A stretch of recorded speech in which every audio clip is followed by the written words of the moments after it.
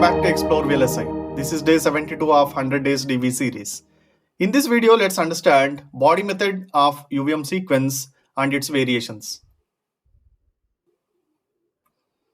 In the last video, we have seen sequence to driver communication, how sequence communicates to sequencer and sequencer to driver handshaking mechanism.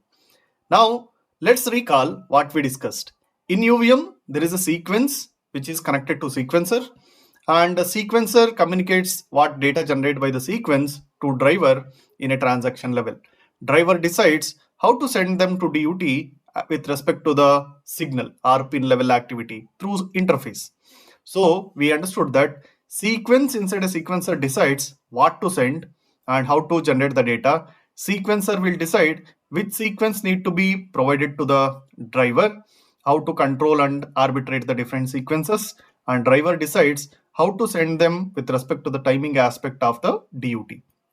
Now, if you look at the code snippet, in the test bench top, that is module TB, we will be triggering run test. Through run test, we will be triggering a test. Here, the name of the test is my test. So inside the run phase of my test, I am calling a start method on my sequence. So my sequence body method will be kick-started from here. So whenever I say run test and providing my test as an input, this my tests run phase will be kick-started and my sequence dot start of sequencer will be starting the body method. This already we have seen in the previous lectures. Now we need to understand this body method and its different ways of writing. So the general method or the low level method what we follow with a manual handshaking mechanism is this: create item, wait for grant, randomize, send request, and wait for item done, right? So that is what the code snippet which is shown here. So inside a body method, first we will be having a handle of a transaction what we are operating with, and we will be specifying how many times we need to generate the data and communicate to the driver. Here first we will be creating the transaction, then waiting for grant, randomize, sending the request what it is generated here REQ, then waiting for item done from the driver and also getting the response. Then if it is required, again sequence request starts, right? This will be called as low level method. Means this is a manual handshake method. We have more step to do here, right? There is an alternate method for this. That is what we need to understand now. See here, this is the mid-level method most recommended by the industry. In industry projects, if you see, we will be seeing only start item and finish item over here in the body method. Task body, my transaction is REQ here. Here also I am repeating 5 times and I am creating the request here through type ID create. Then other than saying wait for grant and all, I say start item of REQ.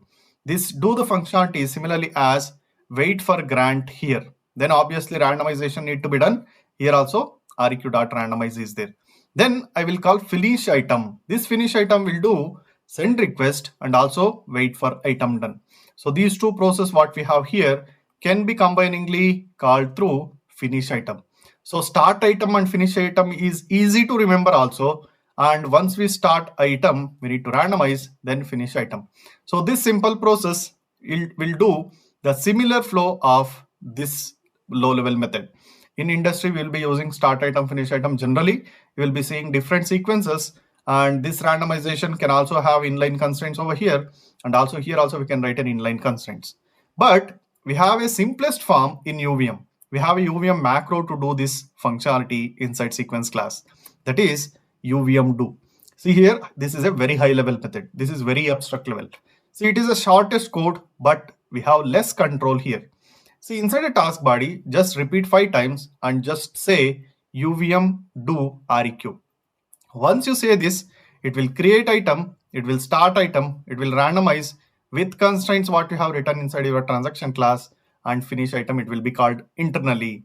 So these are the steps it will call internally once we use a macro which is available in UVM, that is tick UVM do.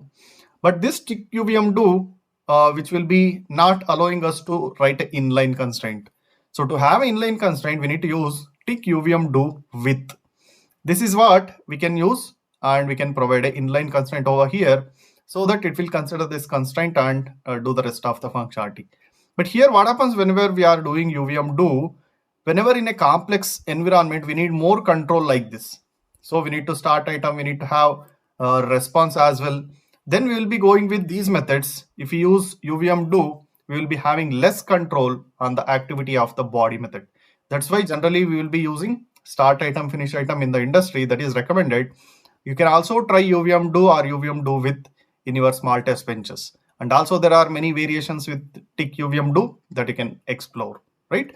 So UVM sequence will provide 3 abstraction levels now. At the lowest level, manually you can control the handshake each and every step. At the mid level, start item, finish item can be used. This is simple flow and easy to remember. And at the highest level, you can simply use UVM do macros to automate everything, and UVM take care of that internally. This reduces flexibility. It will be having less control on sequence. So this is all about this video. In the next video, let's continue UVM TB concepts. And for more structured training programs with placement, contact Logic Cells Technologies with this contact number. Thank you.